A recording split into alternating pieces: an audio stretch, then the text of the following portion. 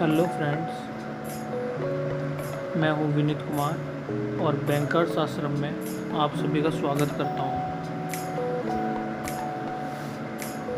अभी आप सभी को पता होगा कि SBI PO 2022 का नोटिफिकेशन आउट हो चुका है।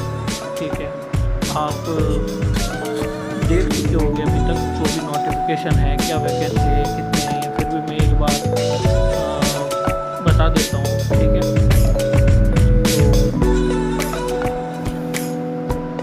ये देखो,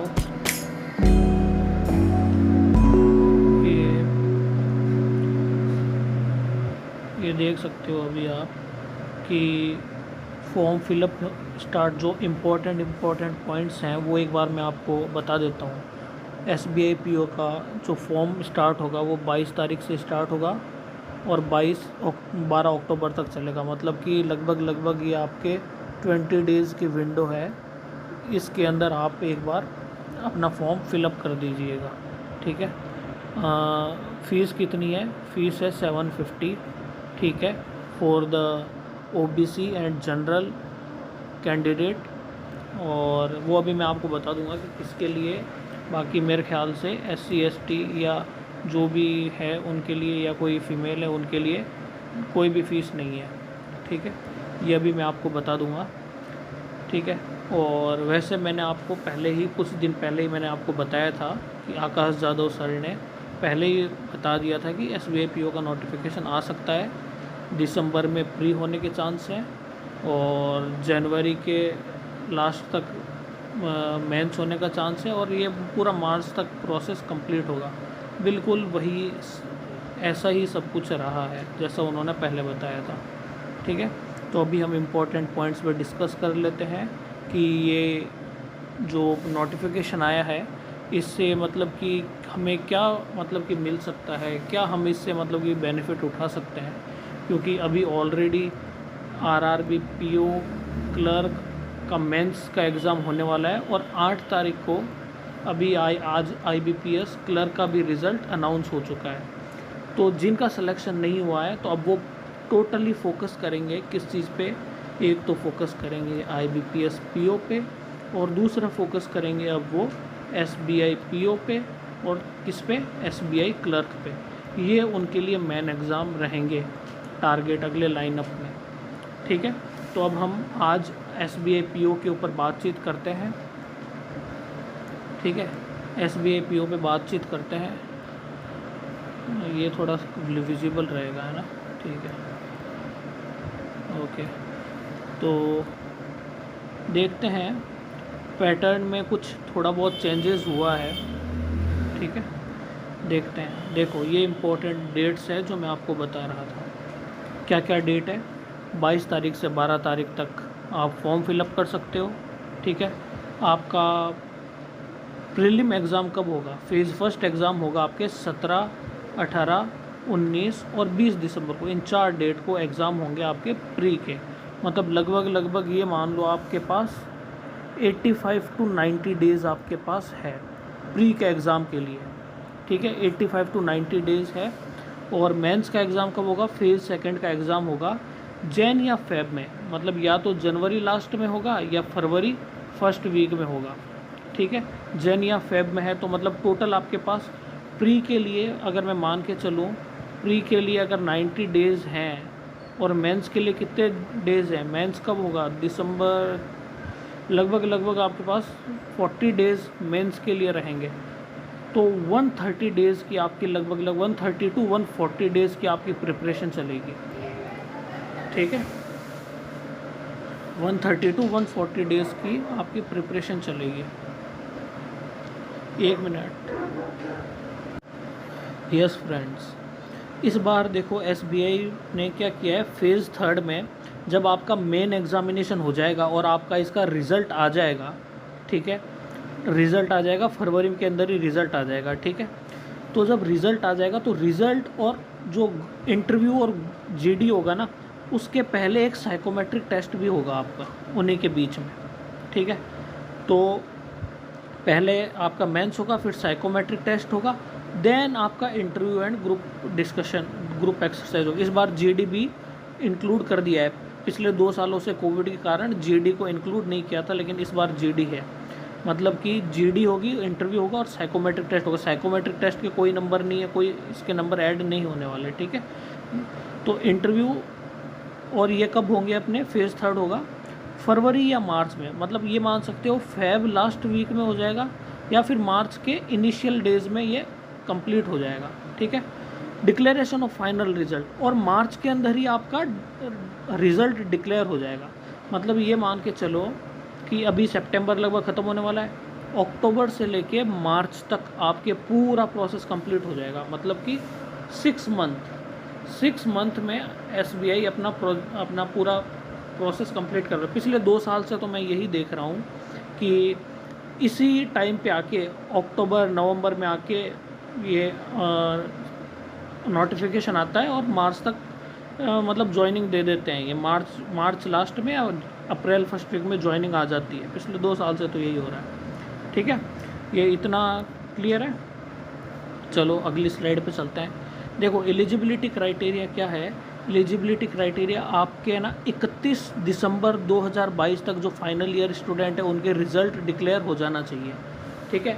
31 दिसंबर 2012 तक जो फाइनल ईयर या सेमेस्टर में है वो भी अप्लाई कर सकते हैं, लेकिन उनका रिज़ल्ट आ जाना चाहिए 31 दिसंबर 2022 से पहले तो वो इसको भर सकते हैं। बाकी कोई भी ग्रेजुएट इंसान है वो SBI PO का फॉर्म फिल कर सकता है, ठीक है।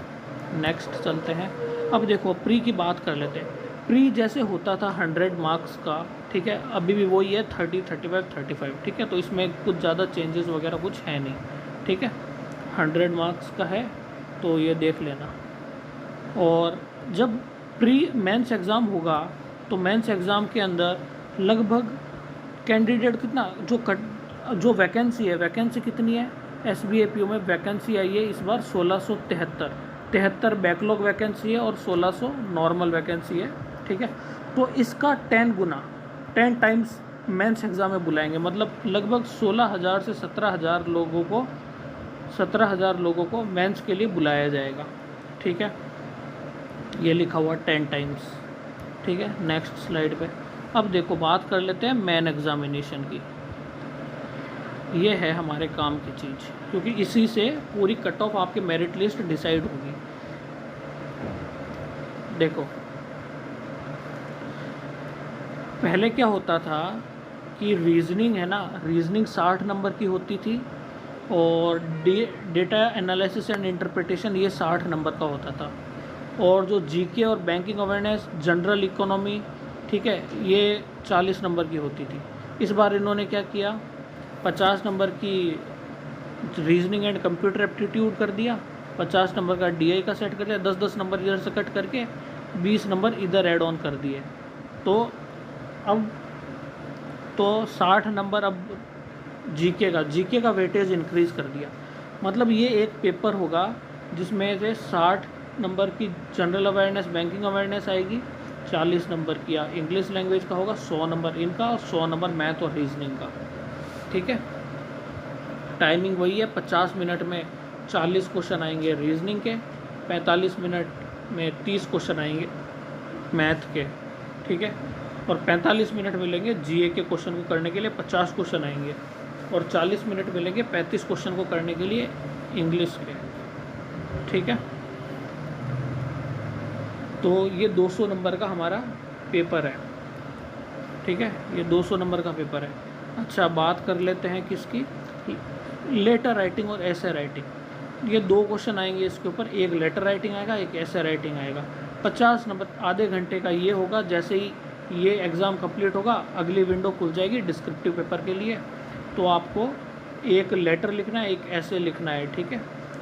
2-3 ऑप्शन होंगे, तो उन 2-3 ऑप्शन में से जो आपको सबसे अच्छा लगता है वो लेटर लिखो और 2-3 ऑप्शन में से एक ऑप्शन को सेलेक्ट करके आप ऐसे लिखोगे, ठीक है। 50 नंबर का ये होता है। तो टोटल ये 200 और 50 नंबर ये मिला के टोटल 250 नंबर बन जाते हैं। इन 250 नंबर में से आपके मैक्सिमम कट ऑफ डिसाइड होगी, ठीक है। फिर जैसे ये मेंस का पेपर हुआ, ये नंबर याद रखना है ना, 250 नंबर। फिर जैसे ही आपके मेंस कंप्लीट होगा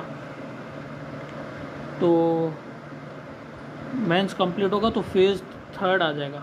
अब फेज़ थर्ड में क्या लिखा हुआ है इधर, 3 टाइम्स बुलाए जाएंगे of the category wise vacancy will be short listed for phase third top of the category wise merit list.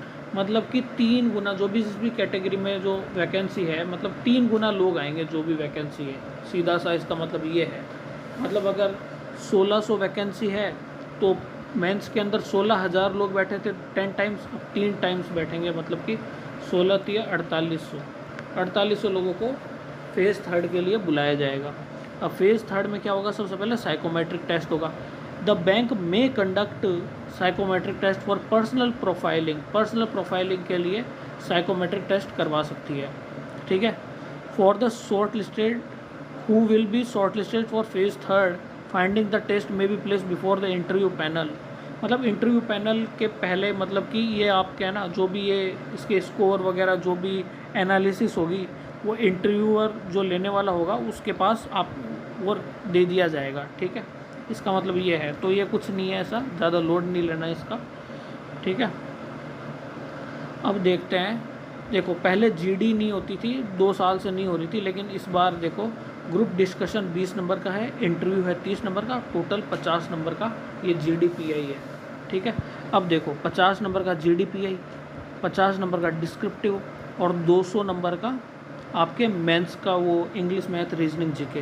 Total ये 300 नंबर है ना, इन 300 नंबर में से ही आपके मेरिट लिस्ट बनेगी और 1673 लोगों को सेलेक्ट किया जाएगा। अब इसकी कैलकुलेशन क्या होगी वो भी मैं आपको अभी बताता हूँ। जैसे कि देखो ये इसमें क्या लिखा हुआ है इन्होंने कि जो ये 250 नंबर है ना, इनको जब नॉर्मलाइज्ड मार्क मतलब फाइनल कट ऑफ जब जारी करेंगे ना, ठीक है, तो वो आपके जो नंबर देंगे ना वो आउट ऑफ 100 में से देंगे, ठीक है। अब 250 में से आपके कितने 250 नंबर को चेंज कर दिया जाएगा 75 नंबर में, और 50 नंबर को चेंज कर दिया जाएगा 25 नंबर में, ठीक है। मतलब इसका 50% कर दिया जाएगा, ठीक है, और इसका जो भी नंबर आएंगे उसका 30% कर दिया जाएगा। अब ये क्या है आपको समझ में नहीं आया होगा, अभी मैं आपको बताता हूँ कि कैलकुलेशन कैसे होगी, ठीक है। मान लो आपके मेंस में कट ऑफ मान लो कि 100 नंबर में से SBI का फाइनल रिजल्ट आ गया, इंटरव्यू मेंस वगैरह आपके सब कुछ हो गया, ठीक है। फिर SBI ने रिज़ल्ट जारी किया, SBI का रिज़ल्ट आया, SBI ने रिज़ल्ट में बोला कि भाई साहब जनरल कैटेगरी की बात करते हैं अपन एक बार, है ना। जनरल कैटेगरी की बात करें कि भाई साहब कट ऑफ है 50 नंबर, जिसके 100 में से 50 नंबर से ऊपर आएंगे वो सेलेक्ट है, बाकी सेलेक्ट नहीं है। तो देखो ये मेंस है, ये इंटरव्यू है। मेंस में आपके मान लो कि नंबर आ गए 100, 250 में से 100 नंबर आ गए, ठीक है, 250 में से 100 नंबर आ गए, और इंटरव्यू में आपके 50 में से नंबर आ गए 40, ठीक है। तो टोटल मिला के कितने नंबर हो गए, 140 नंबर हो गए। लेकिन अब इन 250 को 75 में चेंज करना है, मतलब इसका 30% कर दिया ना मैंने, तो आपको 250 का 30% किया तो 75 आया। तो आपके मान लो मेंस में 100 नंबर आए, ठीक है, मेंस में 100 नंबर आए, 100 का 30% क्या होगा 30। तो मतलब अब वो कैसे काउंट करेंगे कि 75 में से आपके 30 नंबर आए हैं मेंस में, और इंटरव्यू में जो नंबर है 50 का, ये 25 कैसे किया 50% किया ना। तो इंटरव्यू में मान लिया आपके एक्चुअल में 50 में से कितने नंबर आए, 50 में से 40 नंबर आए। तो 50 में से 40 नंबर आए तो 40 नंबर को 50%, 40 नंबर का 50% क्या होता है 20। तो वो काउंट करेंगे कि इंटरव्यू में आपके 20 नंबर आए, मेंस में आपके 30 नंबर आए। तो 30 और 20 मिला के आपके कितने नंबर आ गए, 50 नंबर आ गए, और कट ऑफ कितनी गई है जनरल की 50 नंबर। तो आपके क्या हो गया, सिलेक्शन हो गया। अगर मान लो कि आपके 100 नंबर नहीं आए होते, आपके मान लो 80 नंबर आए होते, 80 नंबर आए होते, और इंटरव्यू में अभी भी 40 नंबर ही थे, तो 40 नंबर के 20 नंबर इंटरव्यू में आते, ठीक है। अच्छा मेंस में कितने, 80 नंबर, अब 80 का 30% कितना होता है 24 होता है ना। तो ये मेंस में मानेंगे कि आपके 24 नंबर आए, तो 24 नंबर मेंस में, 20 नंबर इंटरव्यू में आए, तो 20 20 40 44, तो 44 नंबर आए। तो मतलब 100 में से आपके 44 नंबर आए, 100 में से कन्वर्ट हो गया ना, कट ऑफ कितनी गई है 50 नंबर, ठीक है। तो इसका मतलब ये है 50 नंबर कट ऑफ गई है, ठीक है, तो आपका सिलेक्शन नहीं होगा। तो ये पूरी कैलकुलेशन करने का मतलब मेरा ये है, देखो मैं आपको बता देता हूँ कि पिछले 4-5 साल का मैं SBI PO की कट ऑफ, ठीक है, जनरल कैटेगरी के बता रहा हूँ, 42 से लेके 48 के बीच में रही है। ठीक है, अगर आप 50 तक नंबर लेके आ जाओ, आपकी कोई भी कैटेगरी हो, मैं कैटेगरी की बात ही नहीं कर रहा, अगर आप 100 में से 50 नंबर लेके आ जाते हो, ठीक है, 100 में से, तो आपका सिलेक्शन ज़रूर 100%। भली वैकेंसी इस बार 1673 है, वैकेंसी हर बार 2000, पिछले साल तो शायद 2050 आई थी, इस बार वैकेंसी माना कुछ कम है, ठीक है, लेकिन वैकेंसी कम होने से आपको तो जॉब लेनी है ना भाई। IBPS PO के अंदर है 8000, 8500 के आसपास वैकेंसी हो जाएगी, ठीक है, 8500-9000 के आसपास वैकेंसी चली जाएगी इस बार, तो आप उधर ले लो, तो वैकेंसी की कमी नहीं है। आपको सिलेक्शन किस में, आप IBPS PO में भी सिलेक्शन ले सकते हो, IBPS PO में भी यही प्रोसेस है, ठीक है। तो बोलने का मतलब मेरा ये इतना है कि अगर आपको SBI PO में सिलेक्शन लेना है तो आप 50 नंबर लेके आ जाओ आउट ऑफ 100, ठीक है। इसमें मेंस और इंटरव्यू सबको काउंट करने के लिए, अब वो लाने के लिए आप क्या कर सकते हो, वो लाने के लिए मैं आपको बता देता हूँ, वो लाने के लिए आप क्या कर सकते हो। देखो मेंस में, अब मेंस की बात करें तो मैथ है 50 नंबर की, रीजनिंग है 50 नंबर की, इंग्लिश है 40 नंबर की, GK है 60 नंबर की, और डिस्क्रिप्टिव है कितने का, डिस्क्रिप्टिव कितने का है, डिस्क्रिप्टिव है 50 का, ठीक है। तो देखो ध्यान से सुन लेना, जिसके भी मैथ रीजनिंग भले कितनी ही अच्छी हो, बैंकिंग का पैटर्न ऐसा है जो इंग्लिश और GK को सपोर्ट करता ही करता है, ठीक है। GK और इंग्लिश जितनी अच्छी कर सको, 3 महीने हैं, 3 महीने में GK भी, इंग्लिश भी अच्छी हो सकती है, GK भी अच्छी हो सकती है, वो सब मैं बताऊंगा आपको, रिसोर्सेज क्या है, किस तरीके से आप कर सकते हो, ठीक है। तो देखो इंग्लिश है ना, इंग्लिश को अच्छा करना स्टार्ट करो। इंग्लिश का क्या रिसोर्सेज, जहाँ से मतलब जिसकी बेसिक, जो हिंदी मीडियम से पढ़ा हुआ, जिसको कुछ नहीं आता ना, बिल्कुल बेसिक चीज़ें भी थोड़ी बहुत आती है, ठीक है, तो इंग्लिश को अगर वो करना चाहे तो ठीक ठाक कर सकता है। कैसे कर सकता है वो मैं बताऊंगा, लेकिन शर्त यह है कि मैथ रीजनिंग उनकी, जिनके GK और इंग्लिश कमज़ोर है ना, उनके मैथ रीजनिंग बहुत शानदार होनी चाहिए।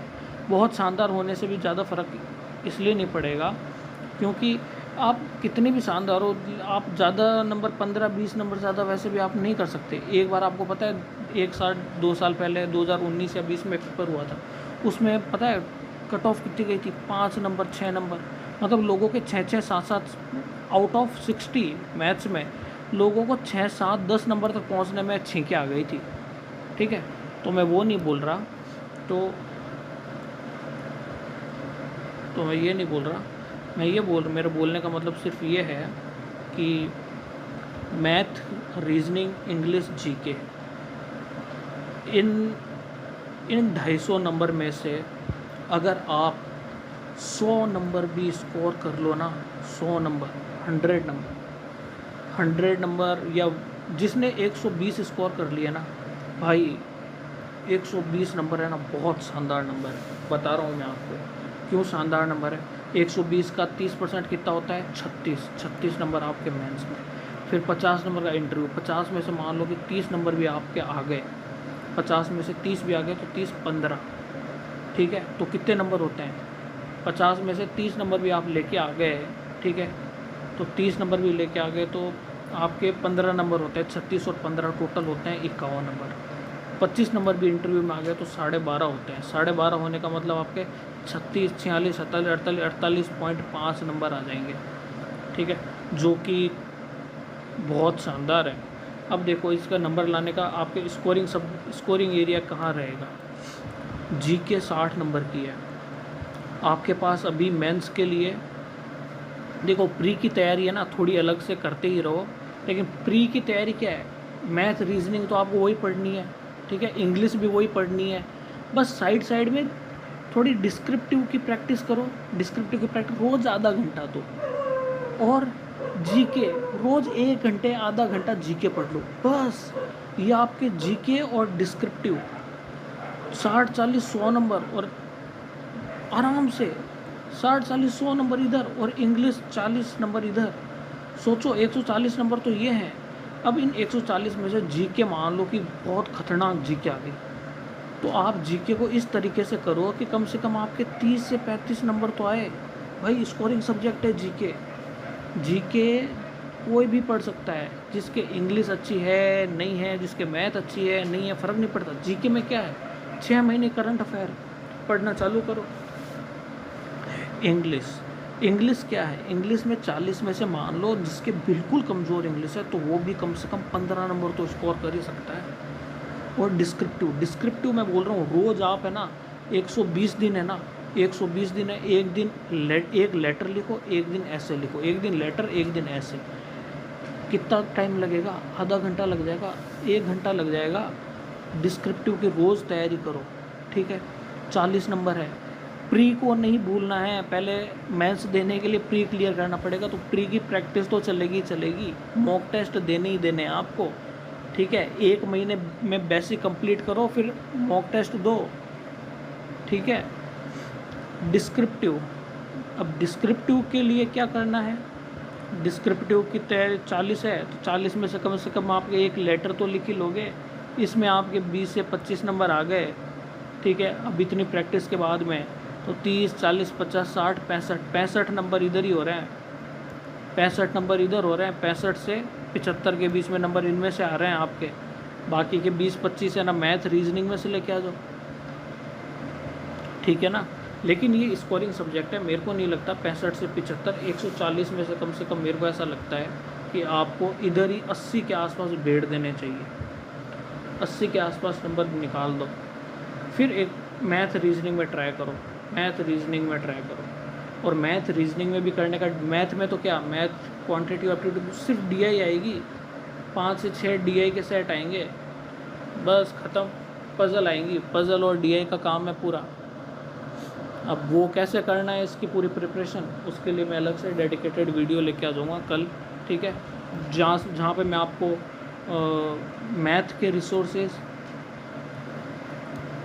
मैथ में क्या रिसोर्सेज हैं, इंग्लिश, जीके और ये डिस्क्रिप्टिव की तैयारी कैसे करनी है, मैथ, इंग्लिश और रीजनिंग की तैयारी क्या है, ठीक है। इन पांचों का मैं एक डिटेल्ड मतलब कि रिसोर्सेज, जहाँ कहाँ से आप पढ़ सकते हो, कहाँ से आप तैयारी कर सकते हो और किस तरीके से कर सकते हो। अगर मैं बोल रहा हूँ, मैं ये चीज़ है ना दावे के साथ बोल सकता हूँ, अगर डेली का 6 घंटे का आपने शेड्यूल बना लिया और जिस तरीके से मैं बता रहा हूँ उस तरीके से आपने उस पर काम कर लिया, चाहे जिसकी इंग्लिश, मैं भी एक हिंदी बैकग्राउंड का स्टूडेंट हूँ, ठीक है, हिंदी बैकग्राउंड से आया हूँ, ठीक है। मैंने भी एग्ज़ाम क्लियर किए हैं जिसमें इंग्लिश का रोल रहता है, ठीक है। तो मैं आपको डेफिनेटली ये बोल सकता हूँ कि 6 घंटे के अंदर आप, अगर आपकी अगले 3 मंथ ढंग से प्रैक्टिस कर लो, 3 से 4 महीने, मैं बोल सकता हूँ SBI PO आराम से आप क्रैक कर सकते हो। अगर जो तैयारी पहले से जो थोड़ी बहुत कर रहा है, जिसने IBPS PO RRB PO की तैयारी कर, एक ऐसा बंदा जो बिल्कुल तैयारी नहीं कर रहा, ठीक है, बिल्कुल तैयारी नहीं, उसको कुछ पता ही नहीं है कि क्या होता है बैंकिंग के PO वगैरह, क्या एग्ज़ाम का पैटर्न वगैरह, उसे यही नहीं पता, तो मैं उसको ये बोलूँगा कि आप ट्राई कर सकते हो, अच्छा ट्राई कर सकते हो। आप 6 से 7 से 8 घंटे थोड़ी ज़्यादा मेहनत करके थोड़ा बराबरी पे आ सकते हो, ठीक है। लेकिन अगर आपने अभी प्रिपरेशन स्टार्ट किया, आपको कुछ नहीं पता है, ठीक है, तो मैं आपको ये नहीं बोलूँगा कि सिलेक्शन नहीं हो सकता, मैं आपको ये बोलूँगा कि थोड़ा सा टफ़ है, क्योंकि इस बार वैकेंसी भी थोड़ी कम है। इसका मतलब ये नहीं कि हो नहीं सकता, हो सकता है, टफ़ है, थोड़ी ज़्यादा मेहनत कर लो, ईजी बना लो, ठीक है। मैथ, रीजनिंग, इंग्लिश प्री निकाल दो और मेंस में इंग्लिश और जीके ढंग से कर लो, आपके निकल जाएगा, ठीक है। तो यही था, आगे देखते हैं और कोई स्लाइड। हाँ, एक ये चीज़ और है, अगर आप मान लो SBI PO क्रैक कर लेते हो और आपकी ज्वाइनिंग हो जाती है अप्रैल के अंदर, तो देखो 2 लाख रुपए का बॉन्ड है, ठीक है। अगर आप 3 साल से पहले जॉब छोड़ते हो, ठीक है, तो आपको 2 लाख रुपए देने पड़ेंगे। अगर आपने 3 साल कंप्लीट कर दिए उसके बाद जॉब छोड़ते हो तो आपको कुछ रुपए नहीं देना पड़ेगा, ठीक है। नहीं तो 2 लाख रुपए का बॉन्ड है, बॉन्ड देने पड़ेंगे आपको, 2 लाख रुपए देने पड़ेंगे। जैसे कि एप्लीकेशन फ़ीस बता रहा था मैं, 750 रुपये एप्लीकेशन फ़ीस है जनरल EWS OBC कैंडिडेट के लिए। SC ST और PWBD कैंडिडेट के लिए नील है, कोई फ़ीस नहीं है। ठीक है, ये इधर इतना ही है। और एक और चीज़, ये वैसे तो इन लोगों के नंबर मेरे को नहीं लगता कि कुछ होगा तो भी बहुत बहुत माइन्यूट, बहुत कम होगा। जो जनरल और EWS के लोग हैं वो मैक्सिमम 4 अटैम्प्ट दे सकते हैं। जिसने 4 अटैम्प्ट दे दिए वो SBI वो एलिजिबल नहीं होगा। ठीक है, वो अप्लाई नहीं कर सकता। जो जनरल PWD और EWS PWBD कैटेगरी के वो मैक्सिमम 7 अटैम्प्ट दे सकते हैं। OBC वाले 7, SC ST वाले उनके लिए कोई रिस्ट्रिक्शन नहीं है, और OBC PWBD वालों के लिए भी 7 अटैम्प्ट है। अच्छा, 7 अटैम्प्ट का मतलब क्या है? और ये सब चीज़ें कब से हैं? ये सब चीज़ें हैं 2010 से। 2010 के बाद में जिन जिन लोगों ने एग्ज़ाम दिया ना, 2010 के बाद की बात कर रहा है, 2010 से लेकर 2022 तक। अगर मान लो प्री एग्ज़ाम आपने दे दिया और प्री एग्ज़ाम में क्वालिफाई नहीं किया, ठीक है, तो वो आपके काउंट नहीं माना जाएगा। आपने कितनी बार मेंस का एग्ज़ाम दिया है, ठीक है, वो मान लो कि आपने 2017 के अंदर भी मेंस दे दिया, 2018 में भी मेंस दे दिया, 19 में भी एक मेंस दे दिया, 20 में भी मेंस दे दिया। ठीक है, ये जनरल कैटेगरी वालों की बात कर रहा हूँ। ठीक है, आपने 4 अटैम्प्ट दे दिए। ठीक है, अब आप फॉर्म फिल नहीं कर सकते 2022 का ये वाला फॉर्म, क्योंकि आपने 4 अटैम्प्ट पहले दे दिए। प्री का काउंट नहीं होता है, मेंस अगर जिसने जितनी बार दिया ना उसका काउंट होता है। ठीक है, मेंस अगर हाँ 2010 के बाद में कुछ साल 2014 तक ऐसा चला था कि सिर्फ एक ही पेपर होता था। ठीक है, SBI का प्री मेंस नहीं होता था, तो वो भी काउंट होगा। मान लो किसी ने 2012 में एक पेपर दिया, 2013 में दिया, फिर 2017 में दे दिया, 2018 में दे दिया। अब इधर एक ही पेपर होता था, ठीक है, तो उसको प्री मानेंगे या मेंस मानेंगे? तो उसको मेंस मानेंगे, और उसके 2 अटैम्प्ट काउंट होंगे। और जिसने 17 और 18 में दिया, ठीक है, प्री मेंस दिया, प्री नहीं मेंस दिया, तो ये 2 इधर काउंट हो गए, तो वो 2022 में एग्ज़ाम नहीं दे पाएगा। ठीक है, वैसे इसमें एज रिलैक्सेशन एज भी है कि भाई साहब 30 साल तक के जो लोग हैं, 30 इयर्स तक के, वही फॉर्म भर सकते हैं। बाकी OBC वालों के लिए 3 साल का रिलैक्सेशन है। ठीक है, SC ST PWD उनके लिए 5 साल का है। तो वैसे भी उनका कोई मायने नहीं है कि इतना एज रिलैक्सेशन, तो इसका कुछ ज़्यादा है नहीं, है ना। ओके, सारी चीज़ें आई थिंक मैंने इम्पोर्टेंट थी वो मैंने बता दी आपको। ठीक है, आज के लिए इतना ही। ठीक है, अब मैं कल आपके लिए एक डिटेल्ड इसमें वीडियो लेके आऊँगा जिसमें मैं आपको सारे रिसोर्सेज बताऊँगा।